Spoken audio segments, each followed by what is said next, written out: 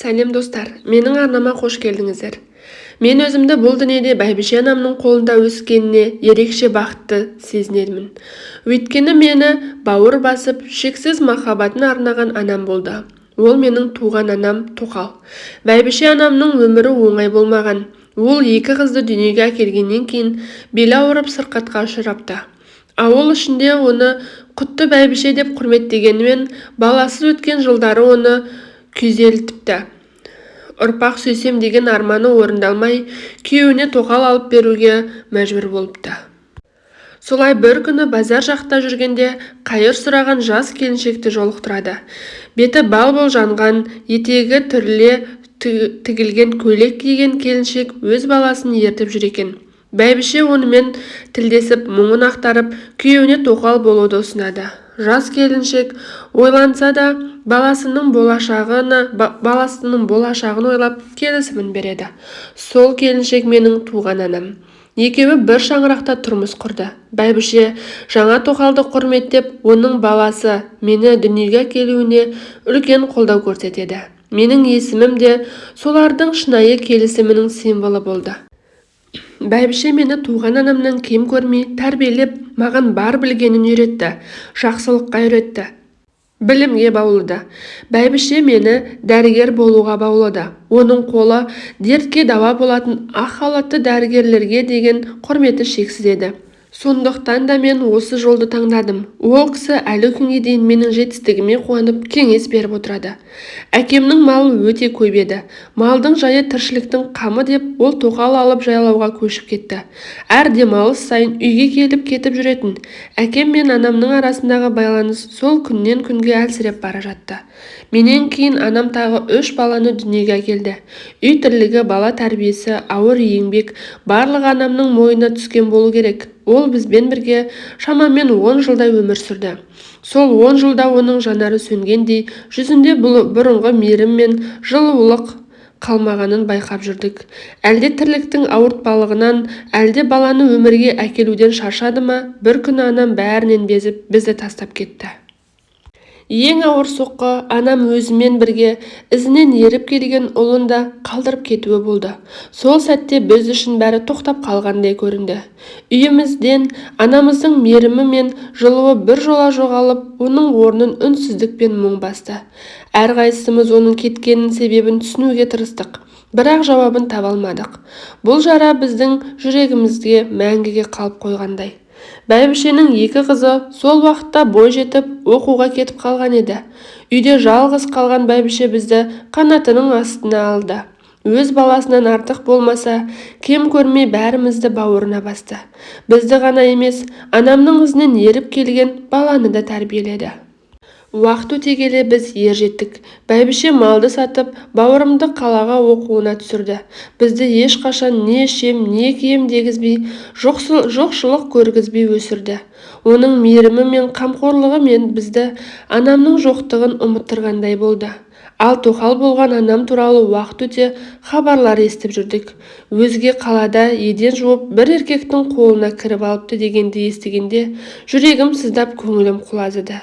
Кейін ес біліп, анамды өз көзіммен көргенде сол сөздің рас екенін түсіндім.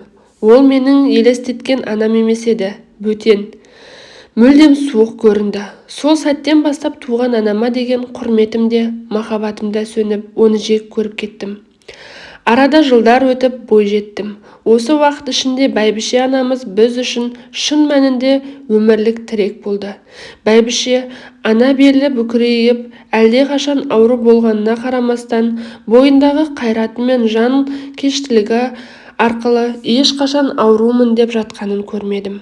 Қыста соғымымызды дайындап, күзде банка тасып, үйімізді әрдайым азық-түлікке толтырып қоятын.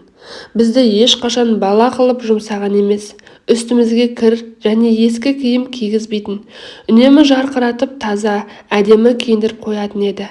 Бізді жақсылыққа, білімге баулыды. Сабаққа ынталандырды. Өз болашағымыз үшін еңбектенуге үйретті. Мен мектепті жақсы аяқтап, академияға оқуға түскенімде бәйбіше анамыз ерекше қуанды. Тіпті бұл қуанышты атап өтіп, дүркіретіп той жасады. Тіпті оқуға түскеннен кейін жатақханаға жатқызбай пәтер жалдап берді. Әр ай сайын пойыздан үйдің еті мен банкаларын, басқа да керек-жарақты салып жіберіп тұрды. Оның қамқорлығы мен мейірімінің арқасында ештеңеден таршылық көрмедім. Bir күні туған анам мені сол қаладан іздеп тауып алды. Алғашында оны көріп, ішімде бұрынғы өкпе мен реніш бас көтеріп, жоламай қашқақтадым. Бірақ анамыз ғой деген ойдың жетегінде нендей жағдай болғанын түсіну үшін онымен сөйлесіп араласуға бел будым. Анам мені тұрып жатқан пәтеріне апарды. Үйдің іші лас, әрі бей-берекетсіз еді. Анамның өзі де салақ, әйелге тән ұқыптылық пен жинақылықтан жұрда екен. Бұрынғы анамды елестеткен бейнем мүлде бұлыңғырланып, алдымда бөтен әйелден жеркеніп кеттім. Оның қасында бір еркек бар еді. Бұл көрініс менің көңілімді одан әрі құлазытты. Басында анам, араласып тұрайық, сендер менің балаларымсыңдар, сендерді қатты сағындым деп жалынып өзіне сендірді.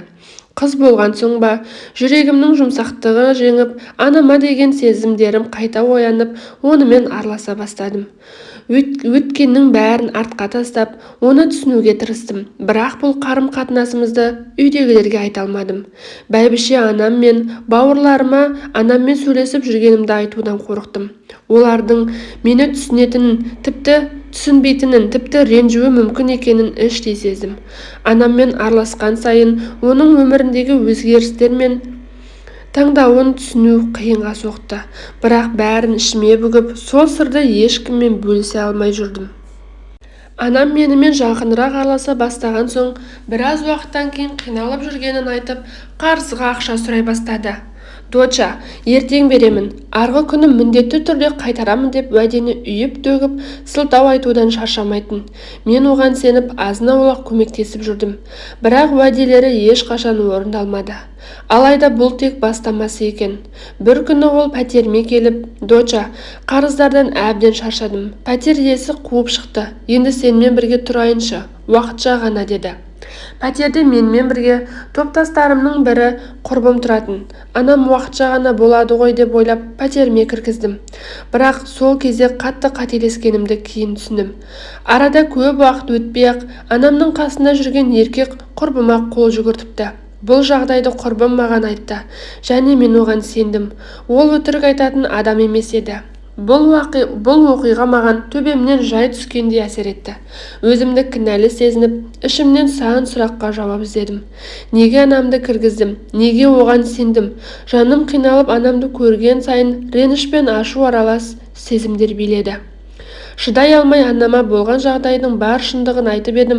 Оның ашуынан жаға ұстадым. Ол қатты ашуланып, ол сүмелек қыз, өзі жыр тыңдап, менің күйеуімнің көзіне түскен, шашын жұламын, біреудің байын азғырған қандай екенін көрсетемін деп айқай салды.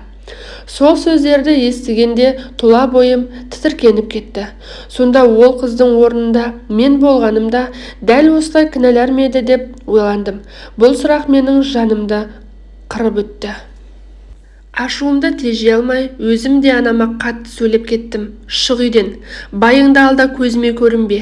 Сен де анадан садаға деп, оның киімдерін есік алдына лақтырып тастадым.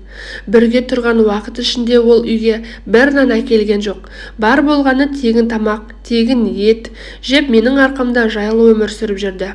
Қызым, саған аз болса да көп те көрді, бір жұп шұлық алып бермеген сорлы анам екенін түсіндім. Ал бәйбіше анам болса мүлде басқа адам еді. Ол күнде қоңырау шалып, жағдайымды сұрап, ай сайын пойызбен ет, банка, басқа да қажетті заттарымды салып жіберіп тұратын. Қыста қалың шұлық салып, қызым жылы жүр деп қамқорлығын үзген емес. Менің жағдайымды ойлайтын, жаны ашитын шын анамның ол екенін сол кезде ғана түсіндім. Нағыз ана мені дүниеге келген емес, мені сүйген, өсірген, маған жүрегін берген бәйбіше екен. Кеше ғана туған күнім болды. Сол күні бәйбіше анам Каспийме 50 000 теңге салып жіберді. Онымен қоймай қоңырау шалып, пойызды күтіп ал, қазы қарта салып жібердім алтыным, қарның ашып қалмасын, өзіңді күт, ауырып қалма деп мейірімін төкті. Осы сөздерді естігенде жүрегім езіліп, көзіме жас толды. Оның осындай қамқорлығы мен махаббаты мені қайта-қайта тебірентетін. Бәйбіше анамның мейірімділігіне іштей риза болып, оны шын жүректен жақсы көрдім. Ол менің шын анамда еді. Ал туған анам ше, ол мені дүниеге әкелгенін ұмытпаған болар. Менің телефон нөмірім бар, оны біледі. Ешқашан блокқа қоймадым. Тіпті мені байқасын деп WhatsApp'тағы статусқа торт пен жаңа жасымды салып қойдым. Сол статусты көріпті, бірақ бір ауыз сөз жазбады, қоңырау шалмады. Осы жағдайдан кейін жүрегімде туған анама деген жек көрушілік одан сайын күшейді. Ол тек мені дүниеге әкелді, бірақ менің өмірімде ешқашан шынайы ана бола алмады.